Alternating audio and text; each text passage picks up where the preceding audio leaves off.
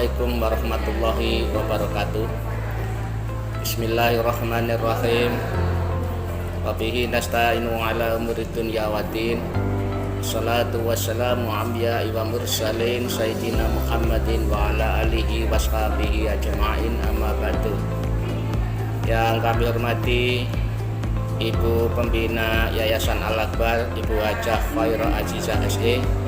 Yang kami hormati Ibu Ketua Yayasan Al-Akbar, Ibu Hajah Dr. Hanifah MM, Saudara Kepala Unit KBTK SD SMP, para guru, Ustadz, Ustadzah KBTK SD SMP, anak-anakku sekalian Al-Akbar KBTK SD SMP, dan segenap para simpatisan seluruh masyarakat di Kabupaten Mojokerto yang kami hormati dan dimuliakan oleh Allah Subhanahu wa Ta'ala.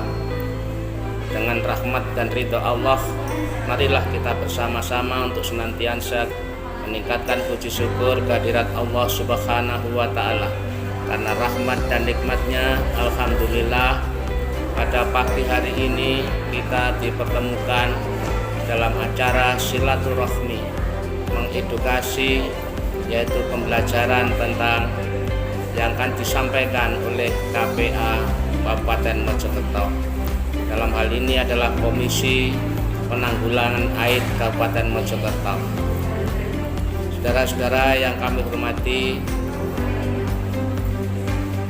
masalah penanggulangan aid ini penting kami sampaikan karena selamatnya negara dan bangsa ini berada di pundak anak-anakku sekalian, di generasi-generasi hari ini yang menentukan bagaimana nanti mengelola sebuah negara menjadi negara yang sehat, negara yang bebas dari penyakit, negara yang bebas dari bakteri dan kuman.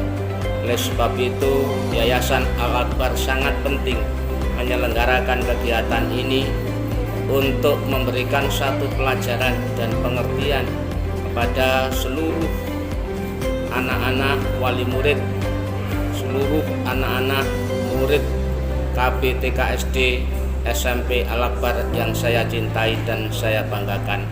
Saya harapkan dengan kegiatan ini nanti apa yang disampaikan oleh Bu Dewi selaku KPA Kabupaten Mojokerto setidaknya memberikan edukasi dan pelajaran yang positif, sehingga sedini mungkin khususnya warga Al-Akbar, baik anak-anak maupun keluarganya, bisa selamat dari kuman-kuman yang membahayakan ini. Sekali lagi kami berharap kepada seluruh anak-anak dan wali murid bisa mengawasi kegiatannya anak-anak, sehingga kegiatan anak-anak benar-benar positif yang berdampak kepada kesehatan pribadi, kesehatan keluarga, dan kesehatan negara dan bangsa ini. Ini saya sampaikan penting karena Al-Akbar selalu menjadi pelopor yang terbaik. Al-Akbar selalu memberikan yang terbaik untuk bangsa dan negara ini. Saya harapkan anak-anakku semua yang lulus dari Al-Akbar maupun yang masuk ke Al-Akbar bisa mengerti tentang pelajaran ini, sehingga benar-benar nanti kalau di masyarakat, terjun di masyarakat, bisa menyinari, bisa memberikan cahaya yang positif, sehingga Al-Akbar tetap terkenang baik sekarang sampai yang akan datang. Demikian pengantar dari saya selaku perwakilan dari Yayasan Al-Akbar Mojokerto, dan terima kasih kepada Ibu Dewi yang menyampaikan materi ini. Mudah-mudahan Allah memberkahi dan memberikan keselamatan kepada kita semua. Saya akhiri, ihdinas siratal mustaqim. Wassalamualaikum warahmatullahi wabarakatuh.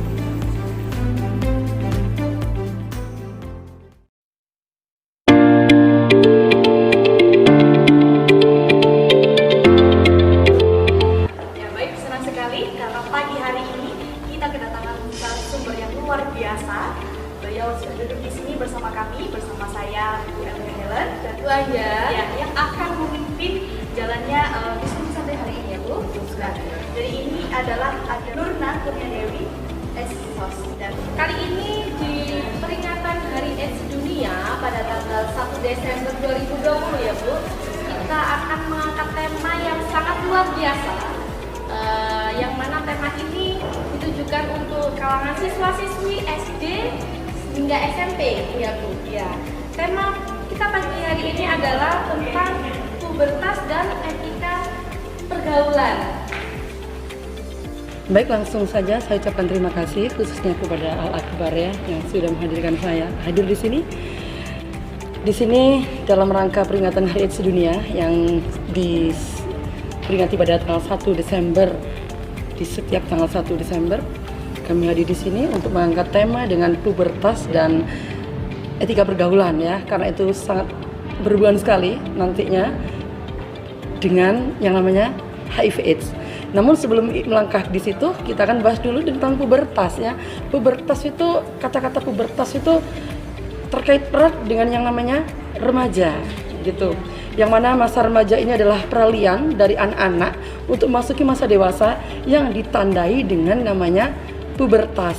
Dan sangat pas sekali ketika materi pubertas ini kita paparkan khususnya untuk anak-anak kita yang di usia-usia pubertas ya, yang sudah memasuki pintu remaja. Nah, sebelum kita melangkah membahas yang lain, kita harus bahas dulu apa itu pubertas.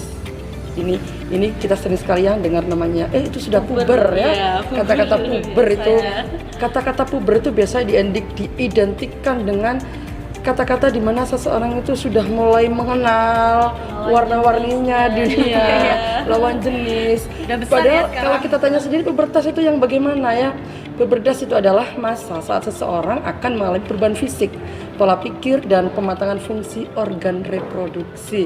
Jadi yang biasanya kita menganggap mereka anak-anak ya, organ-organ yang mungkin belum berfungsi secara maksimal, disinilah pubertas mulai hadir dengan tanda-tanda kembali lagi di fungsi organnya.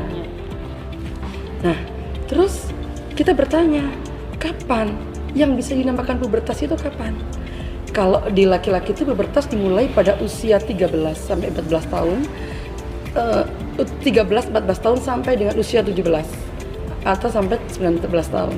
Kalau pada perempuan pubertas dimulai pada usia 10 atau 11 tahun sampai 19 tahun. Nah, ini adalah masa-masa yang pas ya. Masa-masa yang pas khususnya untuk anak-anak didik kita di SD ya.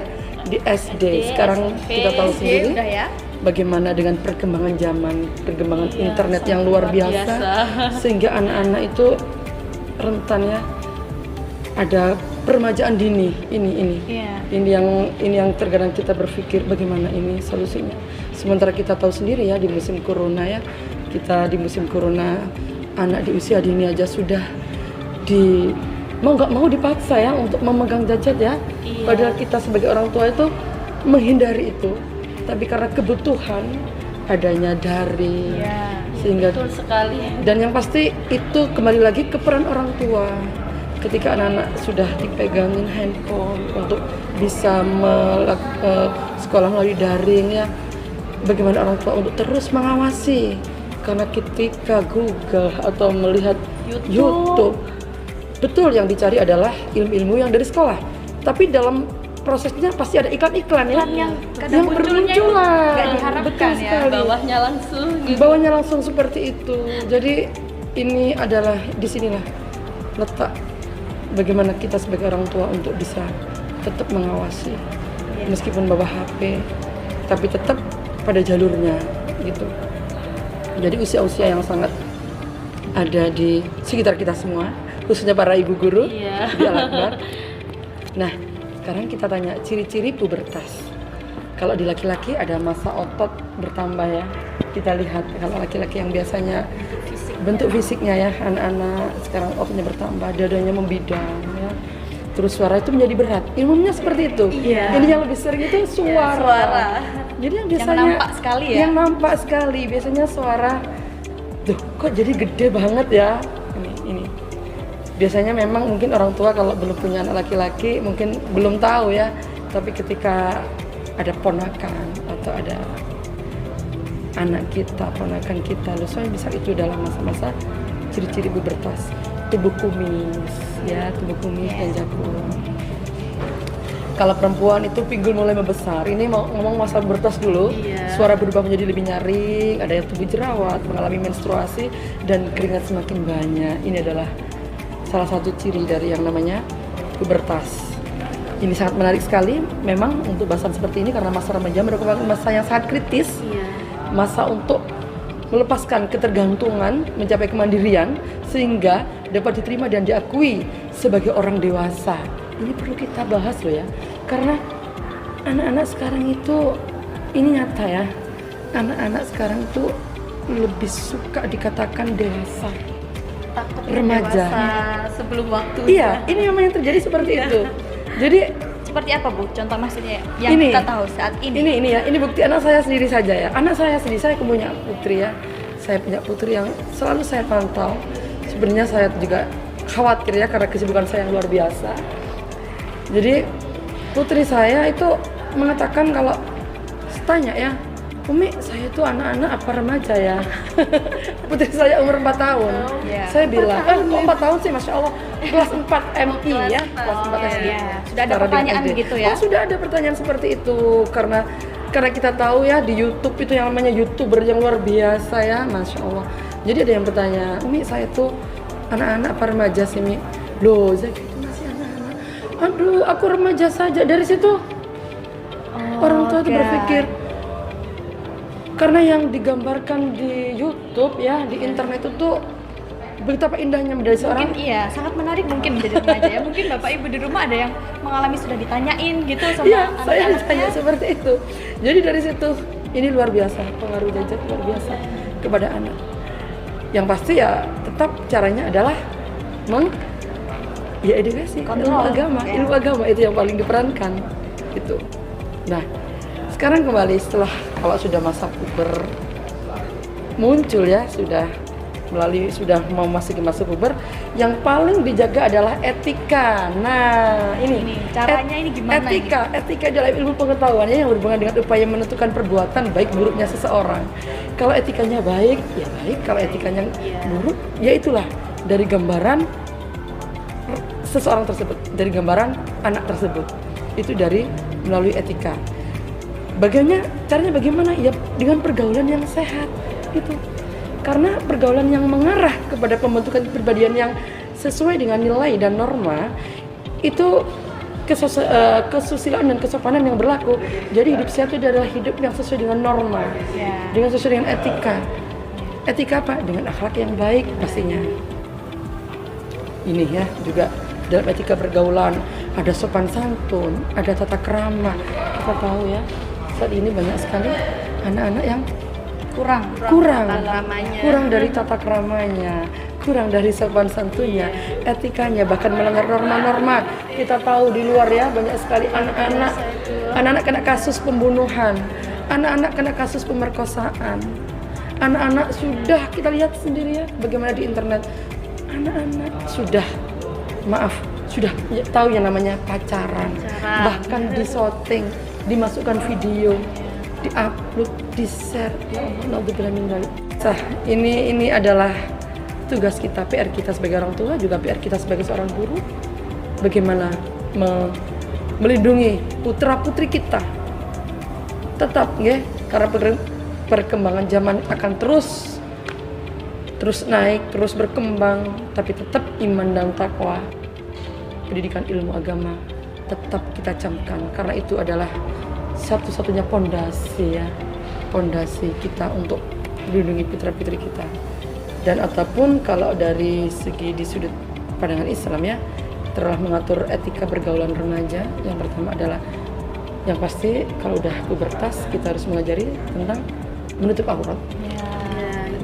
Ini penting sekali, Dari jangan menunggu pubertas. Kalau bisa dari sejak dini kita ajarkan mereka bagaimana cara menutup aurat yang baik. Kita mulai dari awal aja. Sejak dini kita ajari bagaimana cara menutup aurat dengan baik. Pakai rok boleh asalkan panjang, ya. Jangan yang sangat seksi dari memancing itu lawan jenis. memancing karena kita tahu bertindak yang- keadaan seks orang itu macam-macam. Ada yang kelainan seks ya, itu yang harus kita waspadai. Dan yang pasti adalah menghindari dari hal-hal yang bisa berhubungan dengan yang namanya seks bebas. Itu yang paling utama. Karena kembali lagi akhirnya kita dapat peringatan hari AIDS sedunia adalah yang namanya AIDS, kita tahu adalah penyakit yang menyerang kekebalan tubuh manusia. Dan bagaimana cara penularannya adalah dengan melalui hubungan seks dengan bebas. Ini seks bebas juga jarum suntik. Kalau bisa jarum suntik dari mana? Karena kalau di layanan kesehatan sudah pasti nggak ada jarum suntik bergantian ya. Tapi yang ada adalah dari narkoba. Ini rentan ini ya bagi anak-anak. Ini. Jadinya kita sekarang memasuki ya. Besar ya. Musuh terbesar. Kok bisa? Karena narkoba dipakai melalui yang namanya jarum suntik bergantian. Ketika bagaimana caranya gerombol ini sambil dipakai jarum suntik, jarum yang sudah dikasih obat-obatan yang disuntikkan bergantian. Darah diambil, ganti disuntikkan yang satunya, diambil, ditarik sudah membawa darah, dimasukkan satunya. Ini sehingga banyak sekali kalau di dunia ini ada 4 juta ya yang terkena HIV dan untuk anak-anak dan 3 jutanya itu meninggal dunia. Sangat Mengerikan ya. mengerikan sekali. Jadi terkadang HIV itu tidak hanya menular ke orang-orang yang dewasa, remaja, tapi juga menyerang ke anak-anak ya. Selain melalui keturunan ya dari orang tua yang sudah terkena virus, selain itu juga karena jarum suntik. Dan yang pasti kita tidak bisa mementahkan kalau anak-anak tidak seks bebas ya. Ini loh, ini bahaya sekali. Pengaruh lingkungan ini luar biasa. Pergaulan ini makanya ketika etika dan kita sudah mengetahui masa puber bagaimana etika pergaulan yang baik, itu kan kembalinya juga untuk melindungi anak-anak kita dari yang namanya perbuatan-perbuatan yang resiko tinggi tertular yang namanya HIV AIDS. Begitu. Mungkin itu yang saya sampaikan ya untuk pemaparan yang pertama. Luar biasa sekali ya Miss Elga. Ini jadi punya inspirasi. Berarti terkadang itu kan kalau saya ya saya kan kebetulan guru SMP. Jadi kan SMP itu kan sudah mulai mengenal yang namanya hubungan seks. Ini ya. Awalnya sudah mulai menjalin sudah khusus ada seperti itu. Betul sekali, ada ketertarikan dan sebenarnya SMP itu juga menjadi sasaran kami ya dari KPA juga ya. Karena di KPA itu ada program yang namanya sosialisasi HIV/AIDS. Itu kepada seluruh masyarakat ataupun juga pelajar, dan alhamdulillah ini juga kita tetap terus untuk sosialisasi dari sekolah satu ke sekolah yang lain.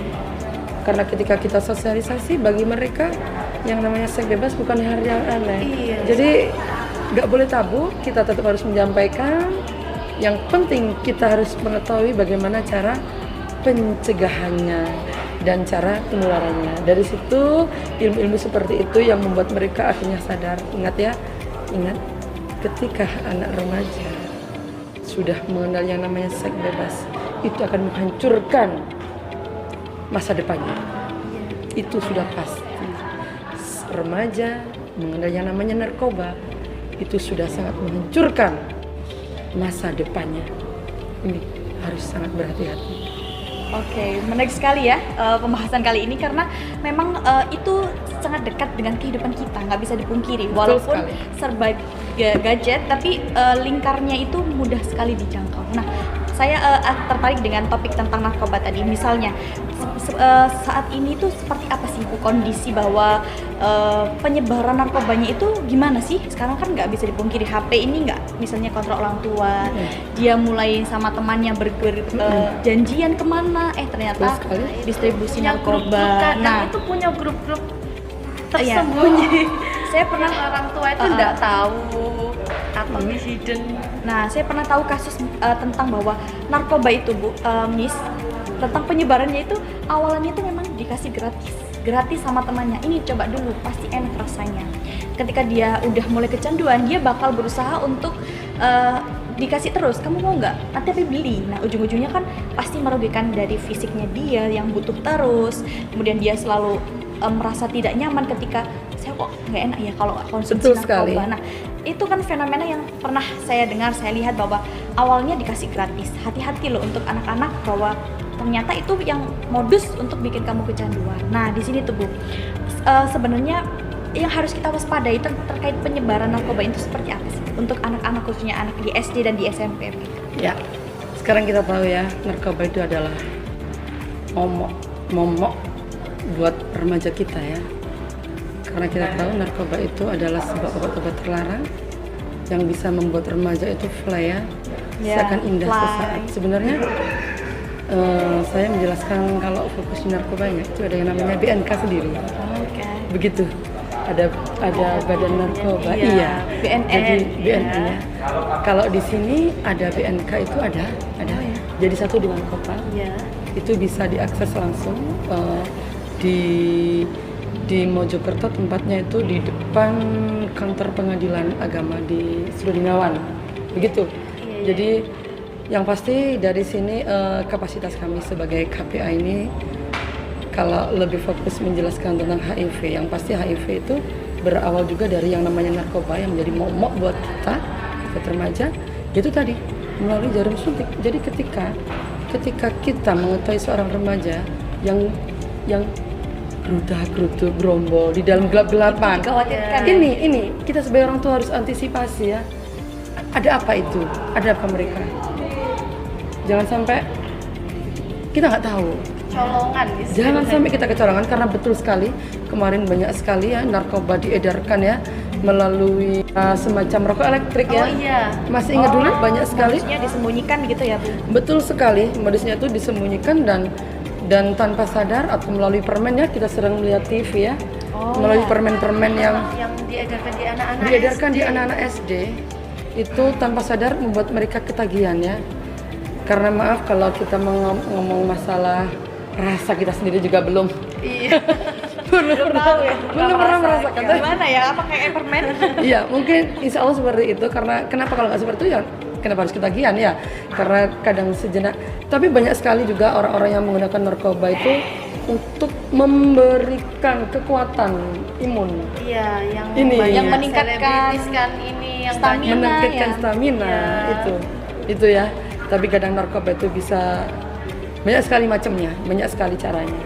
Jadi tetap kembali saja kepada kita untuk selalu waspada untuk menghadapi itu. Monitoring dari anak sendiri itu yang paling sebenarnya. Dan kembali lagi orang tua memang. Iya. Orang tua. Kontrolnya ada di keluarga. Ada di keluarga yang paling inti. Kalau di sekolah sih sudah wajib ya, sudah sewajibnya. Tapi kalau sekolah kan ada batasan pengawasannya sampai jam berapa. Kembali lagi kepada orang tua yang ada di rumah. Sekali lagi itu.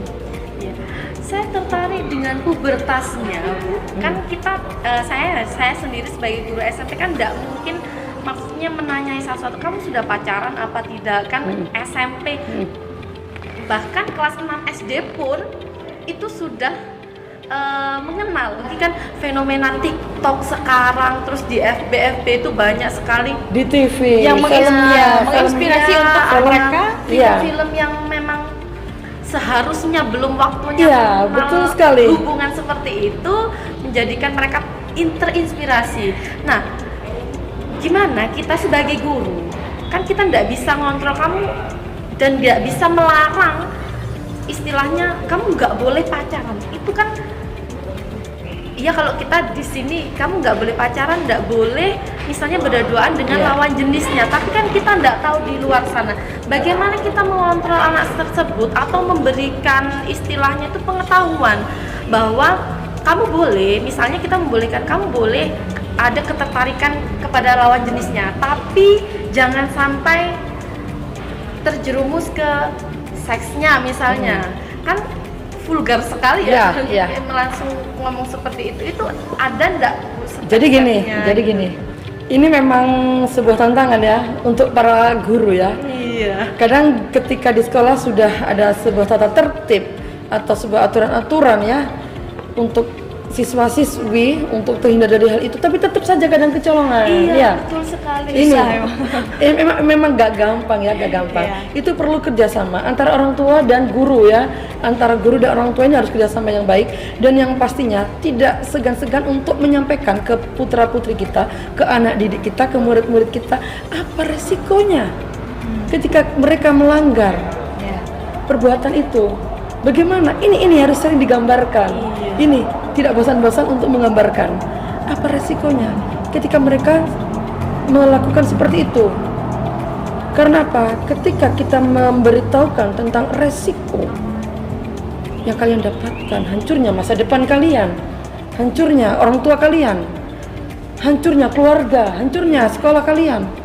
Ketika mendengar hal seperti itu, insya Allah ketika orang sudah memasuki masa pubertas sudah bisa berpikir. Kembali lagi, kalau saya pribadi ya dari sudut pandang agama ya, agama manapun juga sama ya pasti ya. Jadi ilmu agama yang kita terapkan ini, sekali lagi, hanya ilmu agamanya yang kita terapkan. Jadi nggak bisa kalau kita hanya udah dari lingkungan. Oh, berarti dari pendidikan, dari kecil disekolahkan, dikuliahkan sampai tinggi, dipondokkan, pasti menjadi yang baik. Itu juga tidak diterima. Karena banyak sekali orang dididik ya, tapi besar-besarnya tidak sesuai apa yang dicita-citakan. Iya. Entah terpengaruh di waktu mereka proses pendidikan. Jadi apa? Mayyiridillahu bi khairati faqihu fiddin. Kembali lagi, berilah dia ilmu agama. Kembali lagi, hanya ilmu agama yang bisa membentengi anak didik kita, putra putri kita untuk terhindar dari segala perbuatan atau sikap atau perbuatan yang menjadi resiko tinggi terkenanya virus HIV dan tertularnya atau ketiga yang namanya narkoba. Kembali lagi, apa tadi? Agama, ilmu iya, agama. betul sekali. Jika bisa ditarik garisnya mungkin dari kendali orang tua juga dari kita mengubah anak itu berpikir nanti kalau dampaknya kayak gini tuh gimana.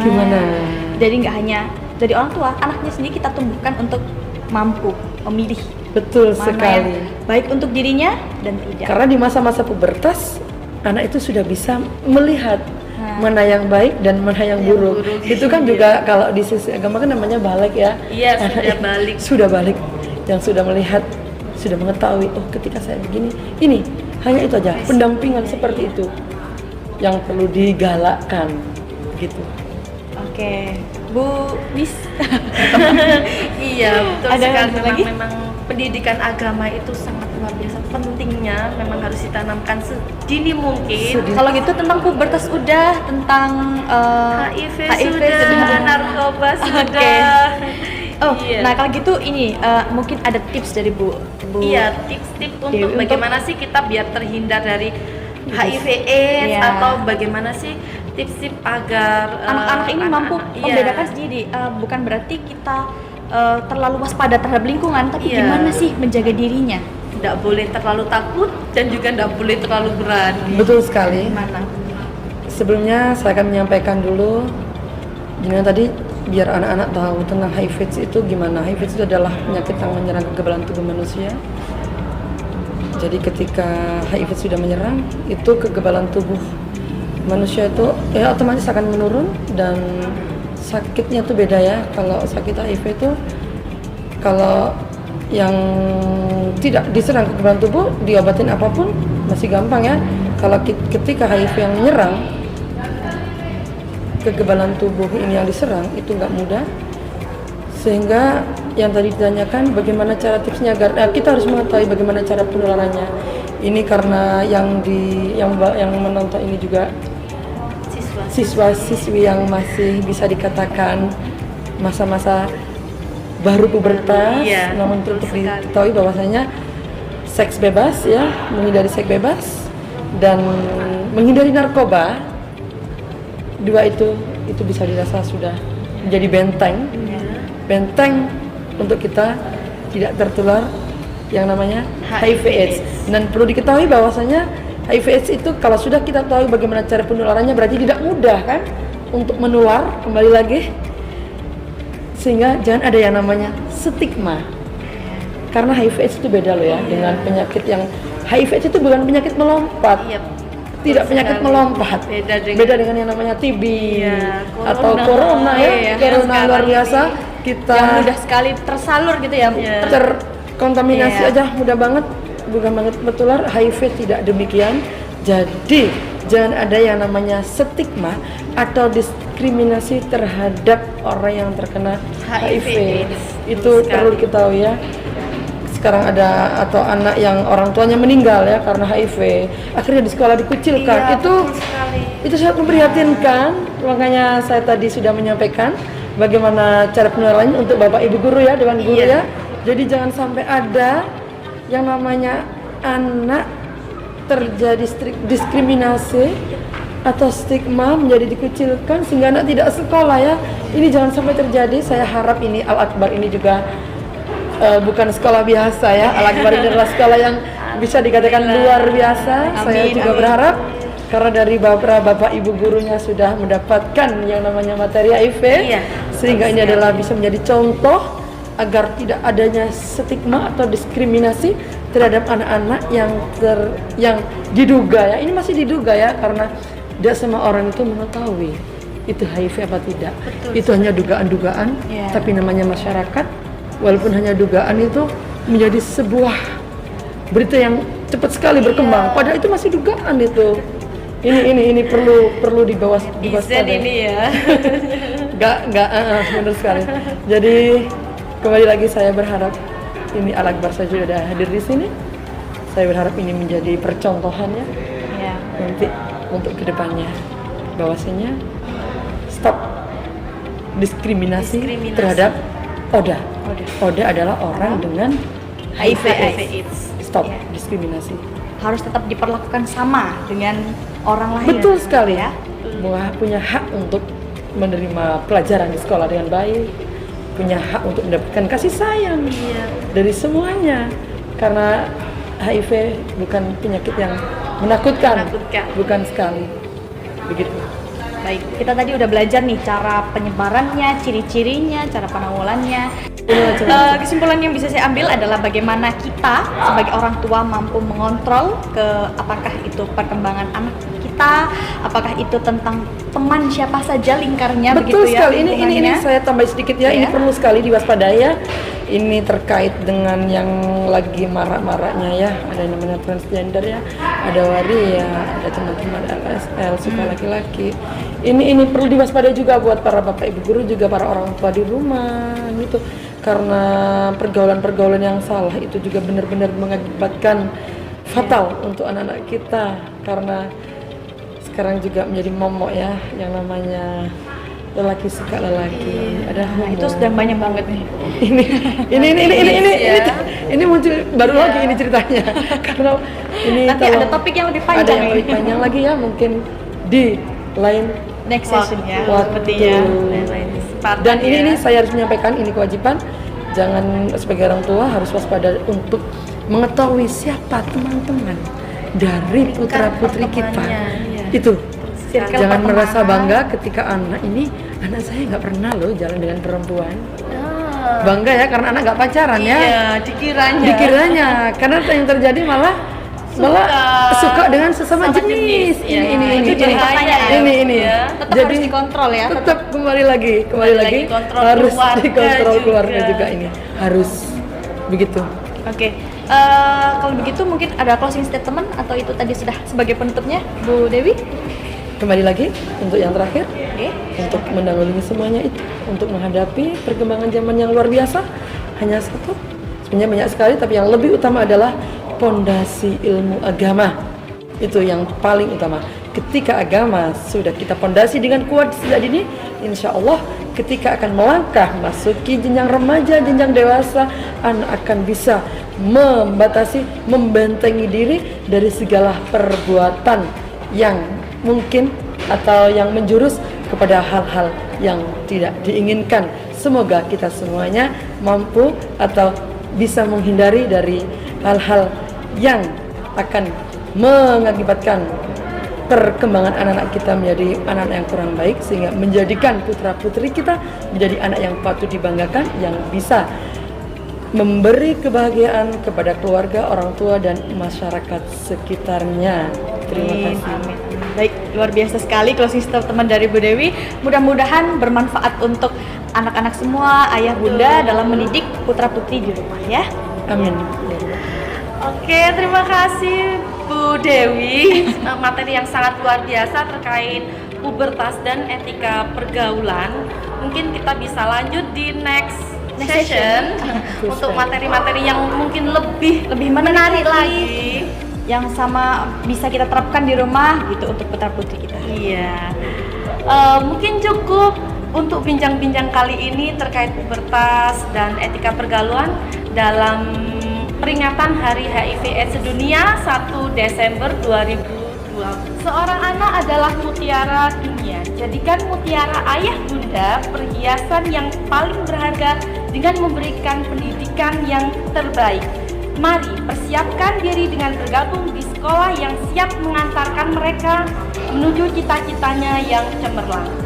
KB, TK, SDI, SMPI, Al-Akbar, Bangsal Mojokerto berkomitmen membentuk generasi yang mandiri, beriman, berbudi, dan berprestasi. A brighter future starts with education, and the start is here in Al-Akbar. Get the best for your kid. Mari Bapak Ibu yang ingin menyekolahkan putra-putrinya di sekolah terbaik di daerah Kabupaten Kota Mojokerto bisa datang langsung di Yayasan Al-Akbar, mulai dari KB, TK, SDI, SMPI, Al-Akbar, atau bisa secara online di http ppdbsekolahalakbar.sch.id. Sekian dari kami. Al-Akbar berkibar, beriman, berbudi, dan berprestasi. Wassalamualaikum warahmatullahi wabarakatuh.